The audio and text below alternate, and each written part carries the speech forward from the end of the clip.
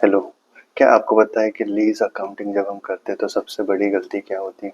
Mostly सब लोग lease का वैल्यू तो करेक्टली निकाल लेते हैं, पर जो लीज पीरियड यूज करते हैं वो मोस्टली कभी कभी गलत हो जाता है। और ये क्यों होता है? क्योंकि जो मेजोरिटी ऑफ द कॉन्ट्रैक्ट्स होते हैं ना, उसमें एक रिन्यूअल टर्म होता है और एक एक्सपायरेशन टर्म भी होता है। तो अभी इस टर्म, ये जो रिन्यूअल क्लॉज और एक्सपायरेशन क्लॉज होता है, वो कैसे लीज टर्म को अफेक्ट करता है वो आज हम सीखेंगे।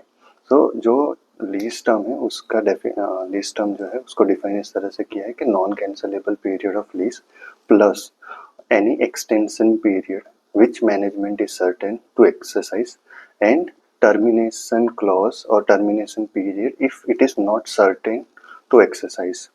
अगर आप देखोगे ना, तो एक्सपायरेशन और टर्मिनेशन जो पीरियड है वो एक्चुअली सेम ही चीज़ है, बट उसको डिफरेंट तरीके से बोला जाता है कि आप एक्सटेंड करना चाहोगे आपके लीज को। उसका आंसर अगर यस है तो आप उस पीरियड को भी ऐड कर दोगे। और टर्मिनेशन का मतलब ऐसा होता है कि आप टर्मिनेट करना चाहोगे, आप टर्मिनेट करना नहीं चाहोगे तो उस पीरियड को ऐड कर दो। So more less it is a same thing but written in a different directions.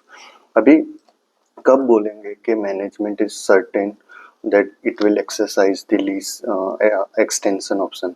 सो इसके ना कुछ इंडिकेटिव फैक्टर्स दिए हुए हैं in the standards. So what are those? एक है कि अगर आपने सिग्निफिकेंट लीज इम्प्रूवमेंट किया है, तो आप बोलोगे कि हाँ, मैनेजमेंट ने अगर सिग्निफिकेंट लीज इम्प्रूवमेंट किया है तो हाई चांसेस है कि वो लीज पीरियड को एक्सटेंड करेंगे। या फिर मैनेजमेंट की पास्ट में ऐसी प्रैक्टिस रही है कि वो हमेशा लीज पीरियड को एक्सटेंड करते हैं। या फिर आपका जो बिजनेस है वो डिपेंडेंट है उस लीज असेट के ऊपर। या फिर ऐसा है कि जो आपका लीज है, वो जो असेट है वो इतना कस्टमाइज है कि उसके बिना वो सिर्फ आप ही यूज कर सकते हो। तो जनरली ऐसा है कि वो पूरा असेट है वो आप ही यूज करोगे over the entire useful life of the assets. तो ऐसे इंडिकेटिव फैक्टर्स दिए जिसके अंदर आप बोल सकते हो कि management is reasonably certain to exercise the lease extension option. आज हमने क्या सीखा कि जो लीज पीरियड है वो क्या होता है? वो एक्चुअली वो समेशन होता है non cancellable lease period plus extension option अगर वो रीजनेबली सर्टेन है। और third is the termination clause if it is not certain to terminate the lease.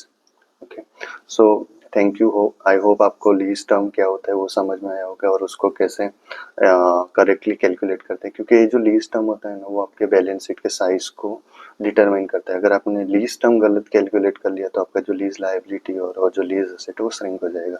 So I hope आपको पता चला होगा। अगर आपको कोई भी डाउट है लीज टर्म के रिलेटेड तो आप कमेंट कर सकते हो। Thank you.